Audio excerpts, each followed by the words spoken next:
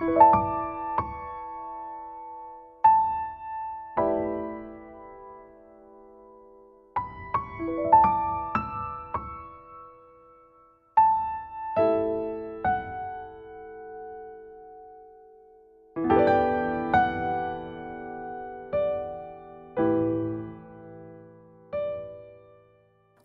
to the Flourish with Functional Nutrition podcast. I'm your host, Madeline Lowry, founder of Twin Cities Nutritional Therapy and a nutritional therapy and MAP method practitioner, specializing in allergies and sensitivities, chronic fatigue, chronic pain, sleep issues, and infertility. Join me for episode 40, where we talk with my client Helen Scharber about her experience with MAP sessions, a method of advanced neural retraining for her chronic pain from an autoimmune condition known as Ankylosing Spondylitis, and also food sensitivities. Hear about what it is like to be in a MAP session, the benefits she received from a set of 6 sessions, and why she would recommend the method to others. As always, we must disclaim that the information we share in the podcast is for educational purposes only.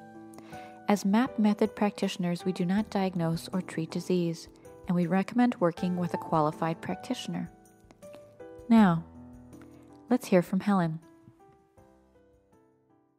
Helen, I'm so pleased to have you on the show, and I'm excited because you'll be my first interview with someone who has tried the MAP method, that wasn't a practitioner, that was trying it, with the idea of, should I be referring clients to Madeline? But really, though you are a practitioner, you are more of that layperson perspective that I think would be so helpful. I haven't really had an interview like this so far, but I hope to have many more of these. So welcome, Helen, and tell us a little bit about yourself and how you found the MAP method. Sure, yeah. Just to start out by saying thanks for having me on the podcast. I've told you before that listening to previous episodes of the podcast was extremely helpful for me in deciding to try MAP. And so it's great to be here to share my experience. So hopefully I can sort of pay that forward. So a little about me, just really generally, I'm trained as an economist. I previously taught college classes as an economist. I was an academic. I recently trained as an acupuncturist. So when you said a practitioner, yeah, I'm an acupuncture practitioner, not MAP, although I would love to do that at some point. So this is just kind of like what I do in the world. I also, and this is maybe relevant to talking about MAP, how I found MAP. I've for about half my life, I'm 40. So since I was about 20, I've struggled with a condition called Ankylosing Spondylitis, which is a rheumatic autoimmune disease, something like rheumatoid arthritis, although it affects the spine more than the peripheral joints. And so pretty much 20 years of my life have been seeking different therapies. There were about 10 years of no diagnosis and trying to understand what was going on and what can I do to help. I'm pretty open to conventional medicine and more alternative therapies. And so I've sought a lot of things. And so I can talk more about that. So finding MAP was very much like kind of another stop or place on this journey for me. And I think, like other people have mentioned, I came across MAP on my Facebook feed. Colette Stryker, who I think is the founder of the method, popped up on my feed. And I had actually, funnily, probably 5 years ago, been using another healing modality also called MAP. And I actually forget what that MAP stands for, but it involved using like flower essences, I think, in combination with other things. And so I saw it and I thought, oh, MAP, that's right. I forgot about MAP. And I clicked on it and thought, oh, this is actually different from what I had done previously.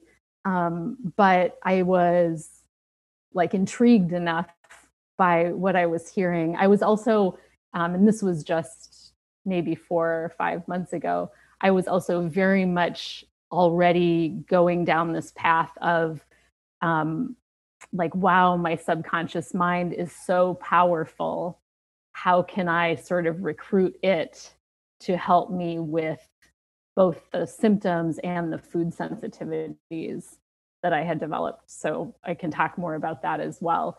So anyway, so it was seeing this little video on Facebook, clicking through to the MAP website, looking through the list of practitioners.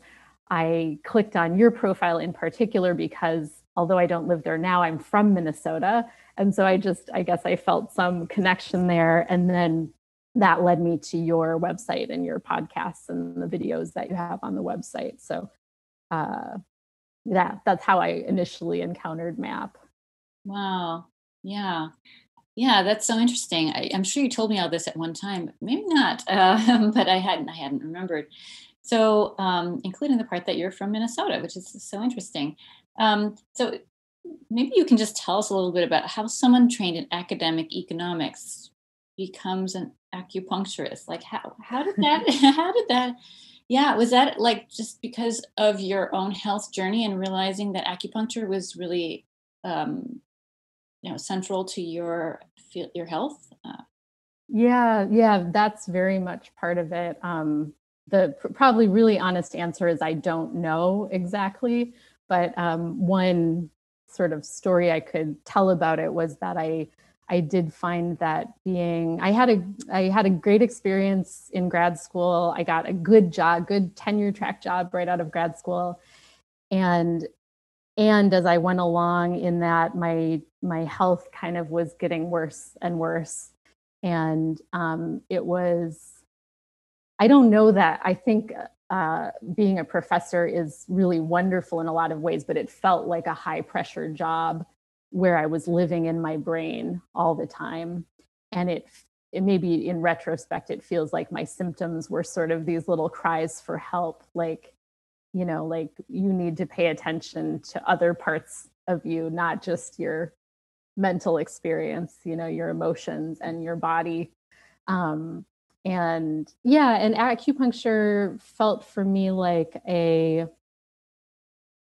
way to do something that felt more integrated from just purely selfish reasons, really, like something where I would use my head, but I would also use my hands and my heart on a regular basis. I did have good experiences with acupuncture and kind of in general with alternative medicine.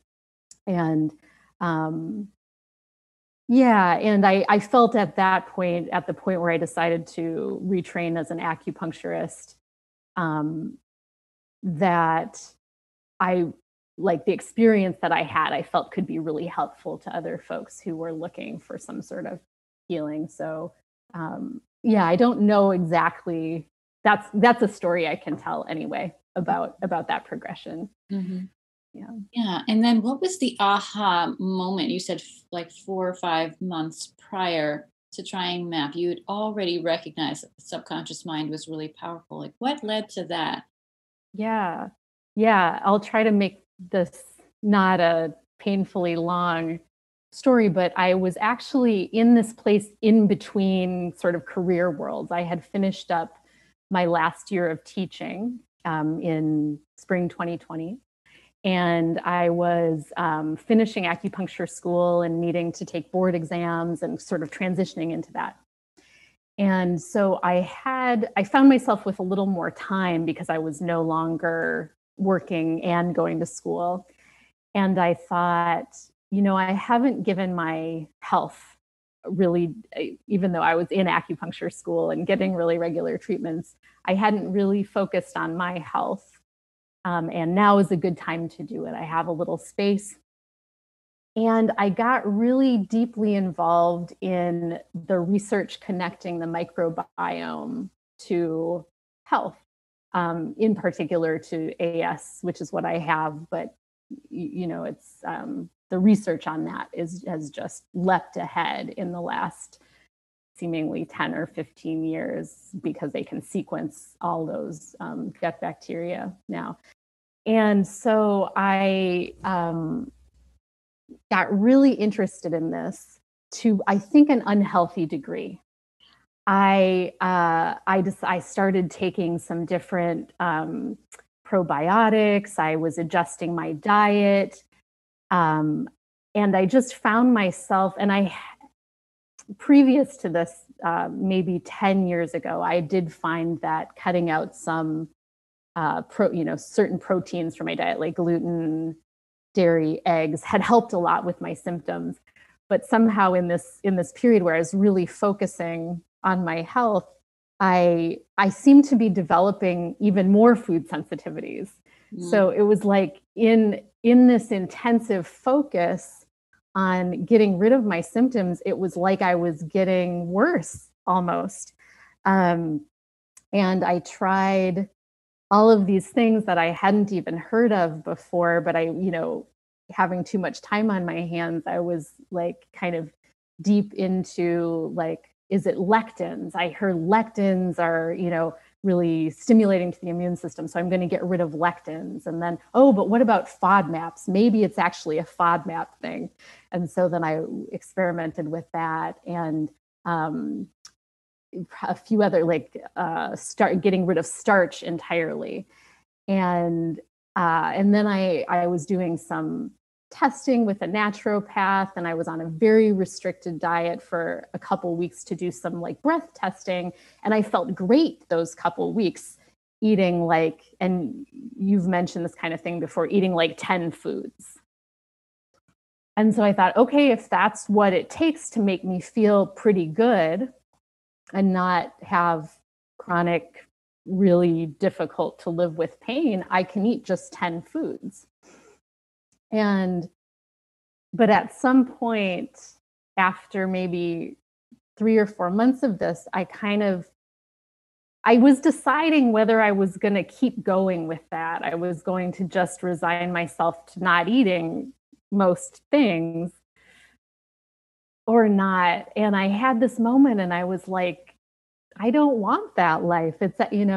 I wouldn't have understood this before cutting foods out, but food is it is so many things in life besides just nutrients. It's cultural and it's social, and going places and always having to ask for every last ingredient, or not being able to eat your friend's birthday cake at their party is really painful.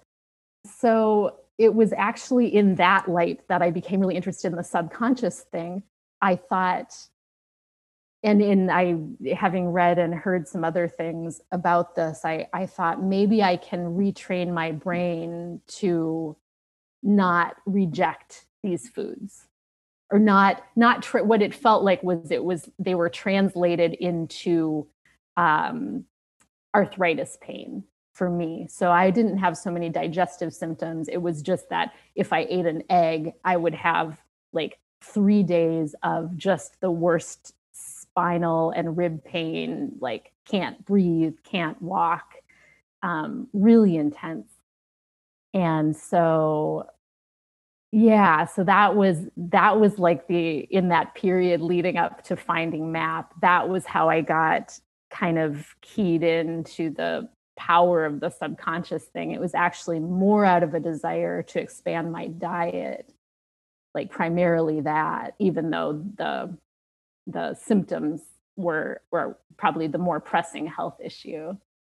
Yeah. And so did you try any other neural retraining techniques before MAP? Oh, yeah. Nothing really formalized. In the past, I had, and maybe 5-10 years ago, had done therapy with EMDR, had learned tapping, EFT, but nothing directly before MAP. What I was doing was a version of The Work, like Byron Katie's The Work. And every night before I went to bed, I would, and this was just in like a couple months before we started meeting, I had like these flashcards for myself, and I would have some belief written, like eating dairy causes back pain. And then I would say, is that true? Do I know for sure that's true? Is there some other belief? So I was doing what felt like a very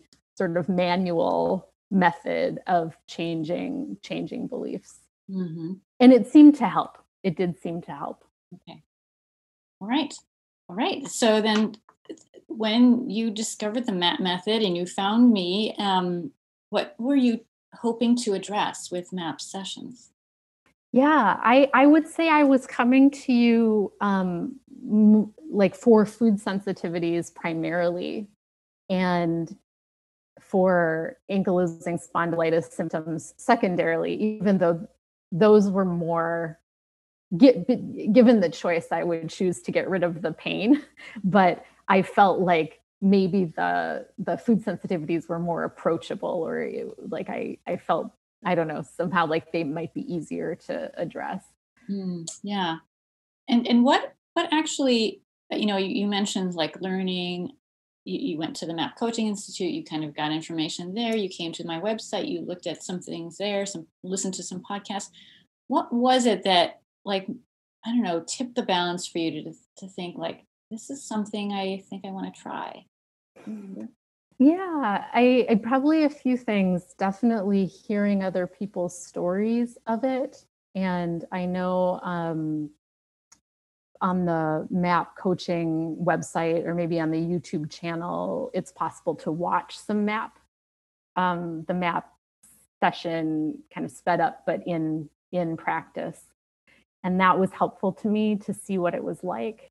Frankly, I just really appreciated your approach. It seemed like you had a lot of background in the nutritional therapy and in the DNRS type work. And you also seem to be aware of a lot of the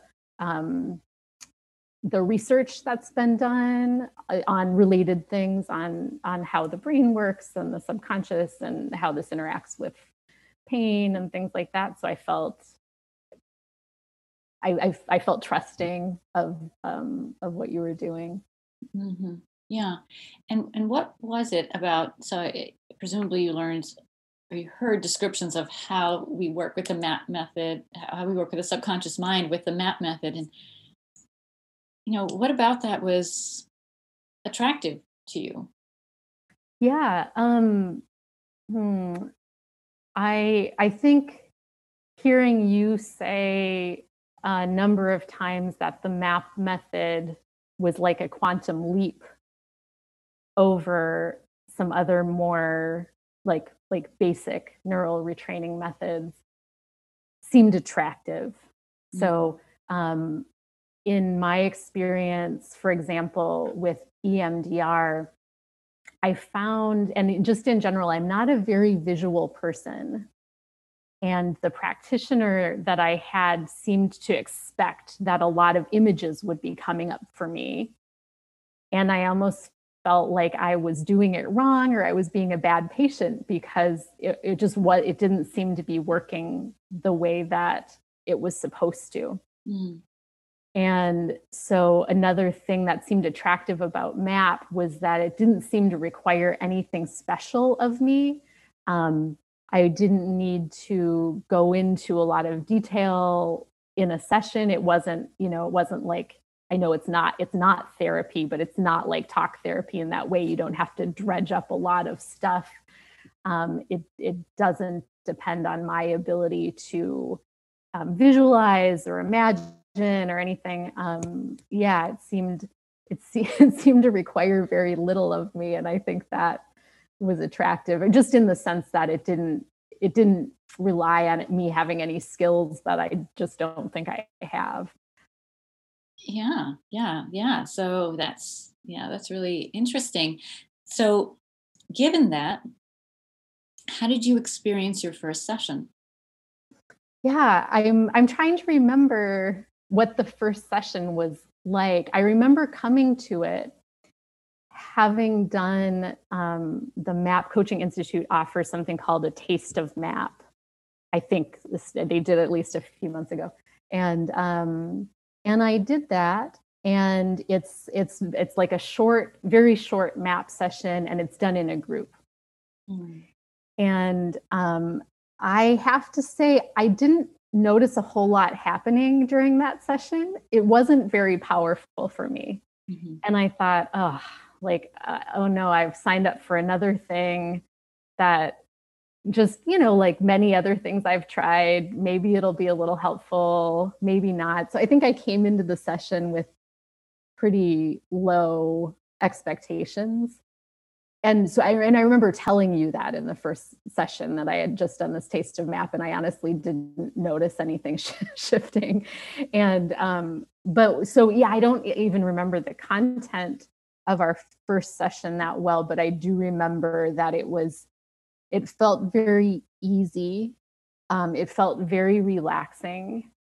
And at the end of it, I definitely thought, like, I want to keep going with this. I want to see where this will go. It wasn't like some sort of immediate shift during the session, but it did feel, it felt very comfortable and relaxing. And I think maybe at some level, my brain recognized this as something useful. Yeah. So I think you're talking about Colette Stryker's workshop that she does. Yeah. That's offered through the MAP Coaching Institute. And it is designed as kind of a little preview. I mean, it is a little bit of a sales pitch too, because she's selling the coaching program and the certification program. And then there's a little opportunity to experience some MAP instructions in the group. And I have heard that from a couple people that maybe, it wasn't a big enough taste that they were sure that this was for them or not, right? So I do want to point out that one-on-one live sessions are a deeper experience than that workshop. But what it does do is you are initiated to the MAP method after that. And so then if you do the introductory session with any other practitioner, they can skip the initiation parts and just get, it's just they can use the entire session to work on the subject of your choice. And so the first session that I do with people is about an emotional issue. And I'm trying to remember what it was for you, but I think it had something to do with anxiety. So I think that was probably the issue that we worked with. And in that first session, I'm really trying, I want to work with something emotional, something you can feel the emotions around, because I want you to experience this decrease in intensity of the emotions around whatever memory you're holding in your mind and all the connections to that memory that your subconscious mind is finding and neutralizing. I want you to be able to feel that emotional intensity coming down. And this is most easily done with something emotional. When we're working with physical symptoms, or we're working with some, kinds of mental patterns, it's a little less clear, what has been accomplished with each given session, because these are more complex, deeper patterns that take multiple sessions to start to shift or change. But with something emotional, where you can feel those emotions at a pretty, intense level, we can see that difference from the beginning of the session to the end of the session. And that is very reassuring for you and for me, that this is something that has some benefit for you. So do you kind of remember what that was like? Yeah, I tend to have just a terrible memory in general. I do remember whatever it was that I came with, it very clearly had that effect. Like by the end of the session, I felt just, very relaxed, very at peace with whatever. I think it was like a interpersonal, something I was trying to hold in my mind during that session. I think I did have questions like, well, how is this going to work to get rid of the food sensitivities? But yeah, gosh, I wish I remembered more about that very first session. Yeah, no, I do think it's something to do with like you said, an interpersonal interaction that made you feel anxious or something, something along those lines. And so, so it's very typical of what we might work with on a first session, something that, maybe a phobia, maybe something that makes you feel anxious or ashamed or sad or angry, or some emotion in some with some heightened intensity. And often I have people who think, well, of course she felt better after being in a 1 hour session because you're relaxed. I mean, basically it's kind of a meditative experience for the client, right? You're sitting there with your eyes closed, you're breathing slowly, deeply, and gently. Like, wouldn't anyone feel more relaxed and more peaceful by the end? But what would you have to say about that? I mean, do you feel like it's something different than if you had just tried to work on that memory yourself? Yes, and it's hard to, right. It's hard to respond to this without taking into account. So I think we've had 6 sessions together now. So it hasn't been like a year, but a handful. And it's hard to answer that question without taking into account everything I've seen since. Yes. But based on what I've observed in myself, it is definite. Like, I've done so much meditation in my life. I've gone to 2-month-long silent meditation retreats. It's not just the meditative aspect of this. I think that is I went to those, and that didn't resolve symptoms and food sensitivities. So it seems to me very clear that something is happening that's not just sort of beyond putting your body in this parasympathetic mode, which I think it is also doing. And I'm sure that has to do with the effectiveness, that you are relaxed while it's happening. But I don't think that's the primary mechanism. Yeah. So I'm just going to quickly describe for people who, maybe this is the first podcast they're listening to. Maybe I'll just quickly describe what a MAP session is like. So the MAP method, as you probably understand at this point, is a way in which a practitioner can work directly with the client's subconscious mind. Actually, the practitioner is offering instructions during this session that your subconscious mind will accept or reject, but assuming it accepts it at some level, will use to rewire your brain. So it is really about your brain rewiring itself based on the prompts offered by the practitioner. And so the practitioner is there, to help you kind of pick a topic for that particular session. So every session is arranged around a topic, a subject, a goal. And we are there to kind of recognize patterns that are happening, and to guide, and to listen to your feedback, right? So after each, like we call them rounds of treatment, or which just means and you're holding some memory or some experience in your mind. I'm offering an instruction or a set of instructions to your subconscious mind, what we call the superconscious. And then there's this quiet period while you're processing, right? There's this kind of processing period. And then when that processing comes to an end, I sense that, and then I ask for some feedback, like what came into your mind, right? Because your subconscious mind is starting to show you the connections to this, to whatever subject or topic you were focusing on, and it's starting to show you this subconscious programming in a way, right? All the associations to this issue. And so by getting a little bit of feedback from you, there might be a thought that comes into your mind, or a word, an image, a body sensation. There may be another memory that pops into your mind. And so that helps me also figure out where we are going next, right? So during these live sessions, I'm following your subconscious mind. As it starts to reveal, like kind of the programming, we are following that trail. So it is entirely individualized, entirely custom, based on what is happening in the session. There's no recipe, there's no preconceived notion of like where we will end up.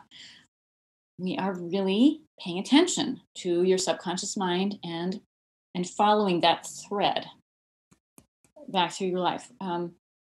So maybe you can just, talk a little bit about that and what that process feels like from a client's point of view. Would you agree with that summary?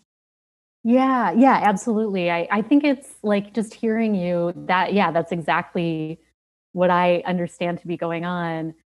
I also am aware like it must be almost impossible to really know what a session is like without being in a session. It is so simple and so profound what's happening. But yeah, so yeah, from my perspective, I'm sitting here. We have like usually a very brief sort of grounding, some deep breaths at the beginning, and then kind of get right into like I'll come with few things that I think, that came up this last week or something with emotional charge, or like I want to get rid of the symptom. And you use your sort of intuition and connection to help me understand what might be the most important one to work on at that moment. And then I really relax. My eyes are closed for most of the session. I'm hearing things you're saying, but it's not terribly important that I'm like listening to the words. I'm not sleeping or hypnotized. I'm just sitting here for me at my desk in front of my computer with my eyes closed, feeling very relaxed and just sort of going with the flow.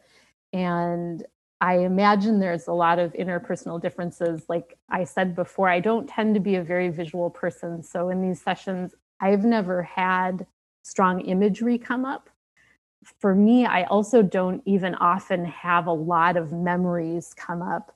I have a lot of awareness, although sometimes I have a lot of awareness of sort of body sensations and energy movement. In our set, and I don't want to say this is, I don't know if this happens to any of your other clients, but I find my body like wanting to move sometimes in like, it's not a creepy way at all, but sometimes I'll just find like my head wants to shake no. And I interpret that as like some part of me feeling like, uh-oh, is it safe to be treated right now? So yeah, but it's very like if you were just to watch what was going on, for me, I'm sitting here in a chair with my eyes closed, sort of feeling relaxed and hearing things that I'm just kind of letting, I don't have to really pay strong attention or anything. I'm just letting it happen. So yeah, it's very easy as far as a healing or whatever modality goes. Very easy. Yeah. Yeah. So, one thing we should probably mention that maybe we haven't said until this point is that these sessions are conducted over video conference, right? So, exactly the same way we're recording this podcast is how we do the session. So, my clients live everywhere, anywhere. And, as long as our time zones are somewhat overlapping, we can do these sessions over, I use Zoom video conference. So, they are done at a distance, and that does not seem to the amount of distance doesn't seem to have any effect on the effectiveness of the session. And so there's no need for equipment, right? There's people think, oh, you're going to retrain my brain. Like, where's the computer that's going to do that? Or, what's the display I need to have? Or, what do I have to be attached to? It's like, no, there's none of that. All you need is a way to do video conferencing, your tablet, your phone, your laptop. That's it. And an internet connection. It is all done through voice instruction, really. And like you said, the client doesn't need to do anything consciously with these instructions. There's no making it happen. It's simply going directly to your subconscious mind, and your subconscious mind's like, oh, I know what to do with that, and it just starts to process. Just like giving a command to your computer, causes this, years ago when we had the C prompt, and you like typed in the green screen, and you typed in your instruction, and then you hit return, you kind of waited, and then like there would be like nothing for a while, and then like boop, something would pop up and it'd be like, I'm done, and then it's a little bit like that. But this supercomputer here is far, far, more advanced than anything we have in existence today. Yeah. So maybe you can talk a little bit about, so you mentioned before, we've done about 6 sessions together. You came originally to work on food sensitivities and also the symptoms you have around your chronic pain. Maybe you can just talk about what, kind of overall, what would you describe the effects of these sessions to have been emotionally, physically, mentally?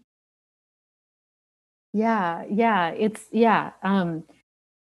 I do feel like if there were a graph and it was sort of like time on the horizontal axis, can you tell I was an economist? Time and then like either symptoms or food sensitivities, it would be this definite like decreasing symptoms or decreasing sensitivities trend. Although it did not feel for me like immediately after every session it was like, oh, okay, this went away, okay, now this went away. It's been a little bit more bouncing around in a way that to me was actually a bit comforting. So I have found that, and it's so hard to know, it's so hard to correlate any given thing with symptoms. If I had been able to do that, like maybe I would have solved all my problems already, because you just never know how things are interacting. But what I found was that I would have a session and it seemed like I can't even remember the order of these things, but like after the first session, I got some acne, which I just had not had acne in a really long time. And oh yeah, my back pain was less. And I can't remember the order of these things, but the second session, I think I developed like a real crick in my neck, like this neck pain that I really wasn't accustomed to. That was very distracting. But yeah, my AS symptoms are a lot less. And it's sort of like the first 3 or 4 sessions, I feel like that kept happening, like something was popping up. And the reason I found that comforting was because, at least according to one theory, this might be from John Sarno, who I know you're familiar with. Often when your body, and in particular your subconscious, is kind of learning like, oh, we're not going to create this one pain anymore, something else will pop up and be like, okay, now pay attention to me. And so for me, it was like, who knows? But that shifting around of symptoms in my body told me that something was working, something was happening, it was shifting. And then, yeah, and it's funny how it's like, again, like simple and almost, I don't know, it's like, it's not even slow because it's only been a couple months, but just without me even really noticing, I'm all of a sudden like, I just don't have so a really prominent symptom for me in the past maybe 5 years has been this pain near my thoracic spine and all around my ribs that would intensify in the afternoon and evening, so much so that it was often very painful to breathe. Like by the time I went to bed, it was like, especially because I'm laying down and it's compressing it even more. And it just like, yeah, so painful. And again, I don't know how to attribute or what to attribute this to, but it's like the last couple months, it's just got like, I just no problems with that anymore. Like that pain is just gone. And honestly, most of the symptoms that are like my characteristic AS symptoms, inflammation in the SI joints and the sciatica that goes along with that, this pain, like just spinal and rib pain. Yeah, I mean, it's like like, I don't think that, like, based on how I feel and the symptoms I have now, I think it would be hard to diagnose me with AS because I'm just not having any pain in those characteristic places. Meanwhile, I'm eating everything at this point except for gluten. I've been afraid to introduce gluten back into my diet, but like food categories that I haven't really had for 10 years, like dairy, butter, cheese, eggs, like I'm eating all this again. And it's really like joyful. Yeah. Wow. Yeah. Well, thank you for sharing all of that. So, yeah, I wonder if you can talk a little bit more about what you think shifted in those sessions that helped with the pain, because, I feel like a lot of people who are listening who have chronic pain are going to think, how could this possibly be, right? Because we're sitting on Zoom video conference several states apart, right? Yeah. I'm not doing anything to you physically. I'm not adjusting you. I'm not manipulating you. I'm not giving you supplements. I'm not telling you what to eat or not to eat. How is it that working just with the mind could have a significant effect on reducing this pain profile that's been with you for a long time, like decades, right? Yeah. So how do you explain that to yourself? Can you just, yeah. Yeah. And I'm really aware hearing you say that of how I just so don't want to invalidate anyone's experience of their illness, because there were definitely points in this journey that I've been on where someone saying something like this, that, you could address a physical problem, I'm putting physical in air quotes, a physical problem in sort of like using your mind, I would have heard that as it's all in your head. Like, this isn't a real problem. Especially like with what I have, there's a genetic component. You can do a blood test and find an antigen that predisposes you to it. It's like, I got a lot, I would say, out of when I got diagnosed, it was a validation, because it was like, this is a physical problem. And so how do I explain it? It's like over time, I have really opened up to the idea, which I think is true, although we don't fully understand the mechanisms yet, that, and it's almost trite to say it's not mind and body. We're just all one organism.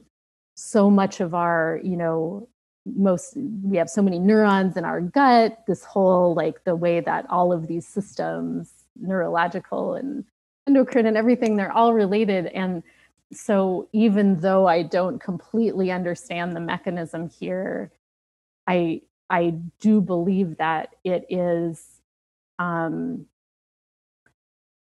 our subconscious or superconscious mind, however you want to talk about that, it's running everything in our body. It's not just a repository of sort of thoughts and memories of, childhood or whatever. It's also in control of all of the, like, autonomic function of everything. And so I really believe at this point that almost anything, I feel like I want to be so careful in talking to people who were like me 10 years ago, who would hear something like this and feel like it's just another person telling them, you caused this, you did this to yourself. And it's just so not that. It's just an acknowledgement for me that mind and body is one thing, and a really effective, efficient way of addressing some physical problems is through your mind, through addressing them in your mind. Sorry, that was winding, but And I guess maybe like a just a tag onto that would be to say I don't fully understand it, but it seems like this approach has worked better than the 10,000 other things that I've tried. The approach being looking at like addressing it in this way, saying the subconscious mind is really, really powerful. How can I sort of harness that power to change my physical experience? Yeah.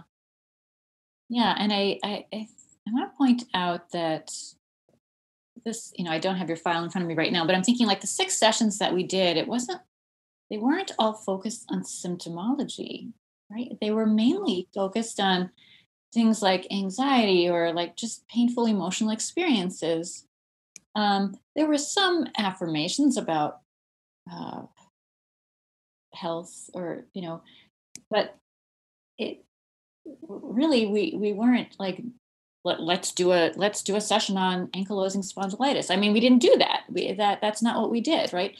We kind of, you would pick something that was like bothering, you knew was kind of a pattern in your life, like this always bothers me, or this always, and where there's some real emotional intensity around it, and we just kind of followed that. And I have to say that you were able to.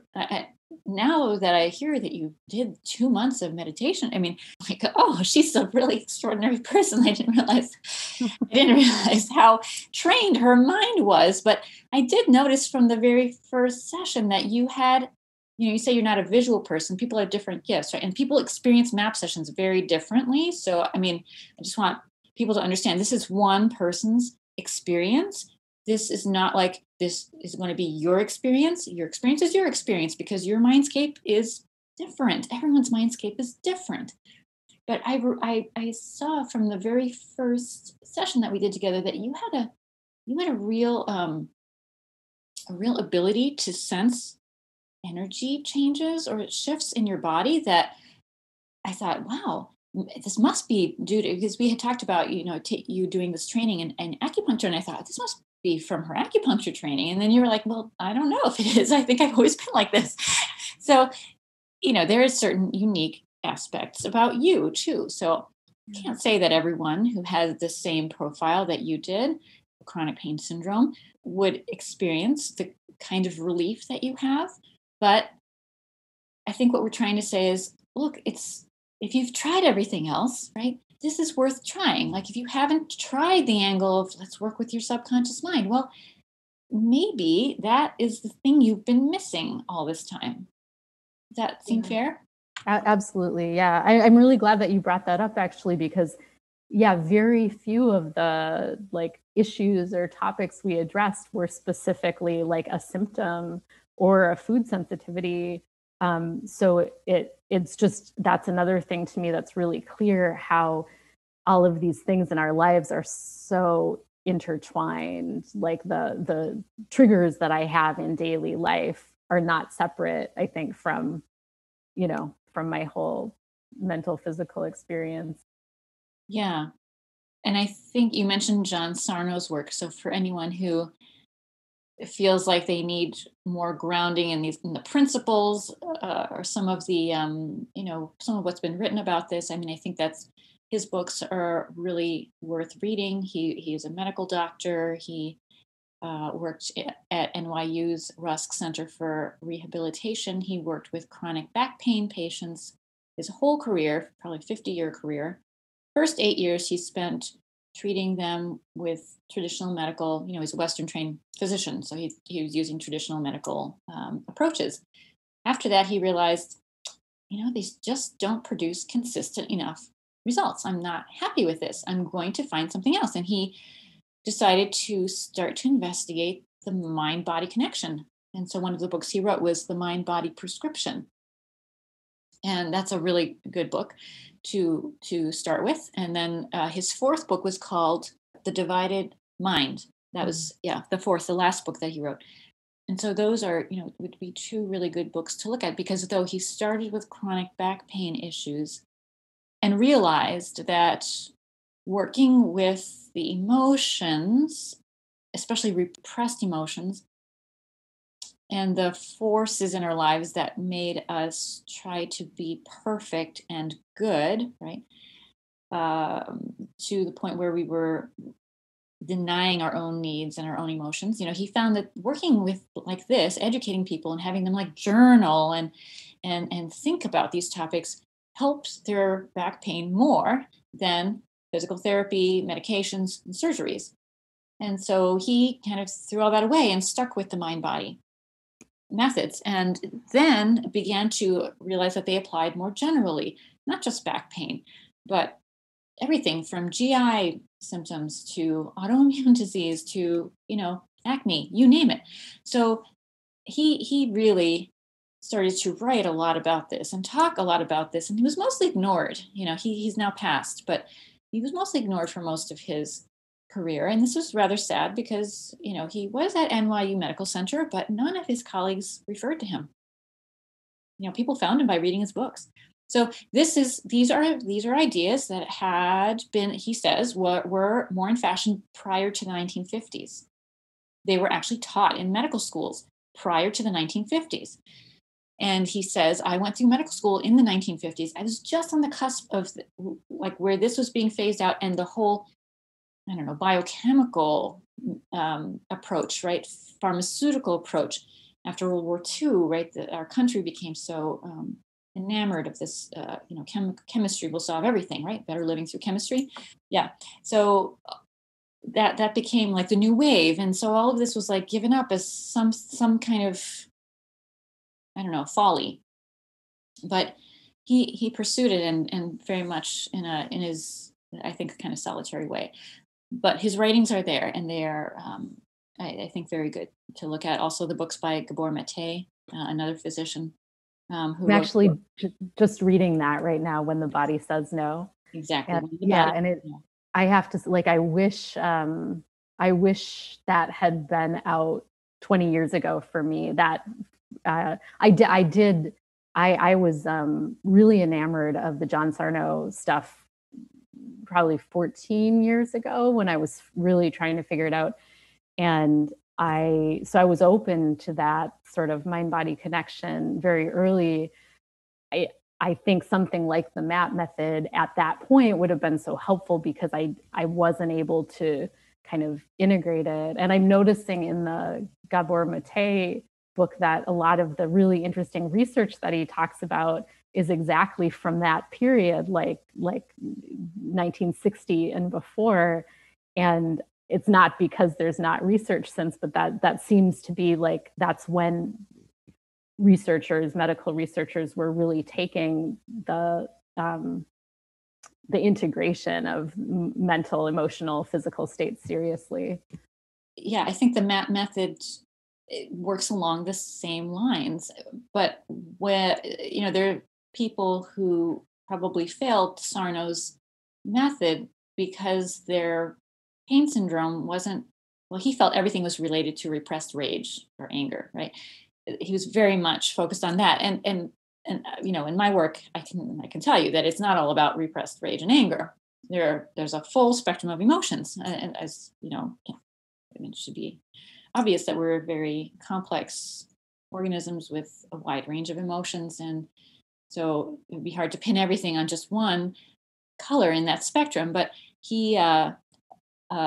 his teachings, while they were extremely helpful for many, many, many people, tens of thousands of people, for people who cannot make progress with that basic method on its own, I think the MAP method offers a more advanced tool for getting exactly to where that subconscious mind is stuck.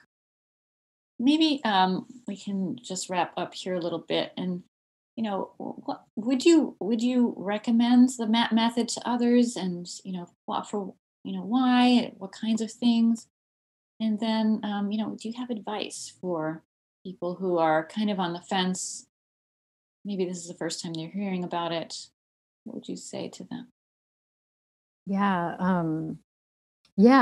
I would, and I have recommended it to other people. The person I recommended it to most recently, I sent, I think, a couple links, and he responded and said, "This sounds too good to be true."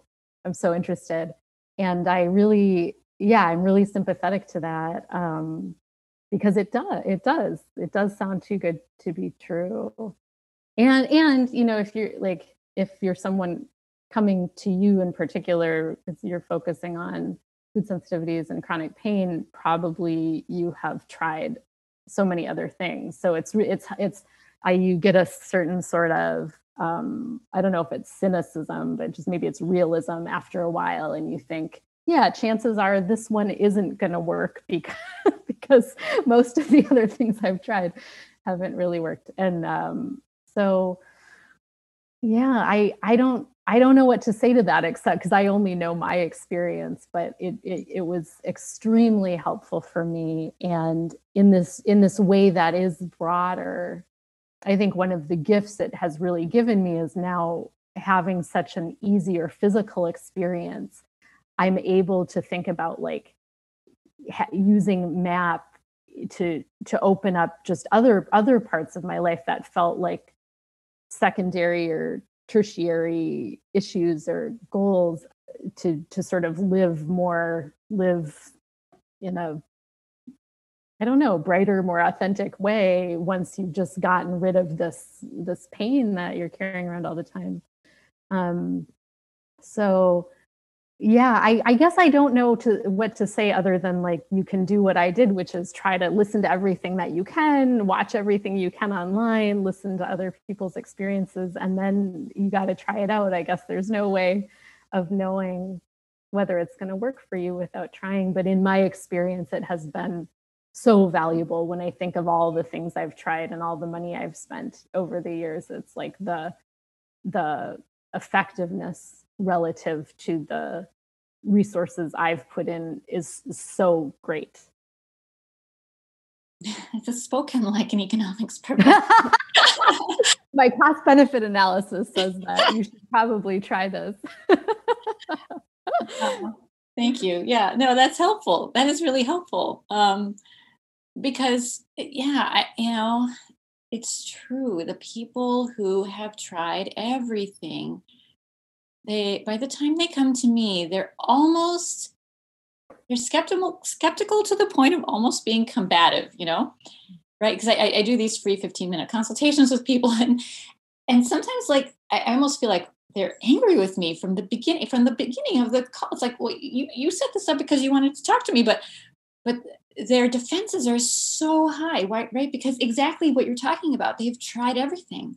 They've been told so many times, like, this is the magic elixir, and they've hoped so many times, and they've been, their hopes have been dashed so many times, and they feel like time is running out for me. I'll never get better, right? All the beliefs. I'll never get better. No one's going to be able to help me, and so forth. Sometimes we have to start exactly there with all those beliefs and all of those defenses. They're definitely obstacles to improvement.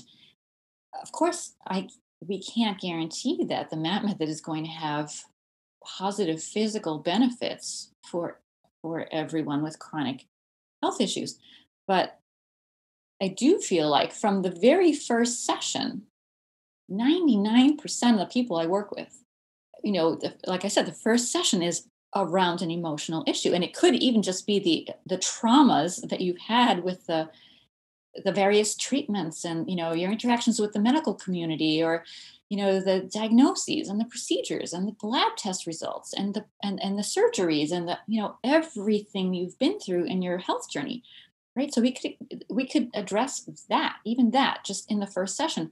And I tell you, just even being able to feel that emotional intensity, the despair and the anger and the frustration and the grief, right, over these years of life you've lost, and right, and everything you sacrificed, feeling that being like ebbing away, I think is a benefit just right there. So even if you only come for emotional relief, that is usually the first thing that we see starting to change, right? Within 1 to 2 sessions, right? That is the emotions are free flowing, and we definitely see shifts in that right away.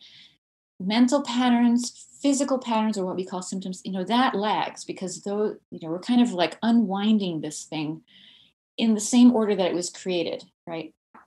Yeah. And so the physical symptoms, they are the result of years and maybe even decades of these painful negative emotions sort of residing or being stuck in the body. And so, that's why it takes multiple sessions to address those. But even if the only thing you can open yourself up to is like, I think I'd like to feel emotionally better about this whole, right, my whole experience around my health. Like, I think that's worth trying one introductory session and then just take it from there. Like, you kind of have to let go a little bit of what the results will be after any given session. You just have to kind of be like, okay, I'm going to just sign up for 3 or whatever and just see what can happen. It's not that big a financial investment. It doesn't take that much time. And even if the only thing that changes is your the emotional piece, I think that might still be a real benefit because it allows you to engage then with life and other therapies in a more positive way, than where you are possibly right now. So, any thoughts about that? I see you shaking your head a lot. Yeah, I just fully agree with that. And in fact, I remember in one of our sessions, that was exactly, I remember a topic that ended up coming up, my frustration and shame and sadness about, in particular, my experiences with medical system and being undiagnosed and misdiagnosed and told over and over, this is all in your head and that sort of thing. And I couldn't agree more. I've said a lot of times that like the kind of the shame that I built up around having chronic illness was worse than the illness itself. And so, I just really agree with that, what you said. Yeah. Well, Helen, I really want to thank you for taking the time to talk with me today and sharing your story. And I hope that this conversation is just really helpful for people who are looking for a new way to approach their problem. I hope so too. It was just a real pleasure to be here with you. I can't thank you enough for all you've done in the MAP session. So really, thank you so much. Yeah. And I should mention that Helen is thinking about becoming a MAP practitioner herself. And so one day you may find her listed amongst the certified practitioners. Yeah. I mean, and that I think is it's just also a powerful, like, this was so good for me that I want to be able to offer it to other people. Just another way of conveying how important I guess I did that with acupuncture. I was going to say I've never done that with another modality. I did that with acupuncture, and then now again I'm like, I want to be able to offer this. This is so awesome. Yeah. Okay. Well, thank you, and keep in touch. I want to hear about how you're doing on your journey, and maybe one day we'll have another podcast with you when you become a practitioner, and you can talk about your experiences with that whole process. But thanks again, Helen. I do appreciate everything you've had to say and shared. Thanks, Madeline. Thanks for joining us for the Flourish with Functional Nutrition podcast. Please listen again and remember to follow us and leave a review on iTunes, Spotify, Google Play, or Stitcher. To learn more about the MAP Coaching Institute, visit mapcoachinginstitute.com. To learn more about Mind Remap for Health or to check out our podcast page, visit mindremapforhealth.com. Until the next time, be well and flourish. Content of this podcast copyright 2021 by Twin Cities Nutritional Therapy. Music by Barbara Ben.